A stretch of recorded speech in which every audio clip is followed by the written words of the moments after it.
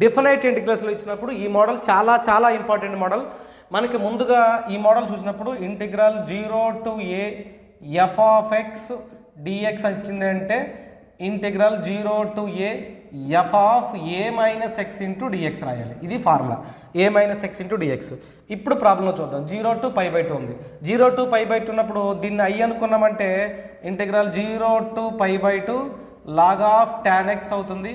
Formula apply చేశాను అంటే π/2 ఉందంటే tan అవుతుంది. అంటే i is equal to integral 0 to π/2 log of cot x అవుతుంది ఇంటూ dx. ఈ రెండింటిని యాడ్ చేశాను అనుకోండి 2i is equal to integral 0 to π/2 log of tan x into cot x into dx అవుతుంది. tan x cot x that is equal to log 1 ఎంత అవుతుంది 0. 2i is equal to 0 అయిందంటే అంతే కదా. log 1 బయట తీసుకొచ్చామనుకోండి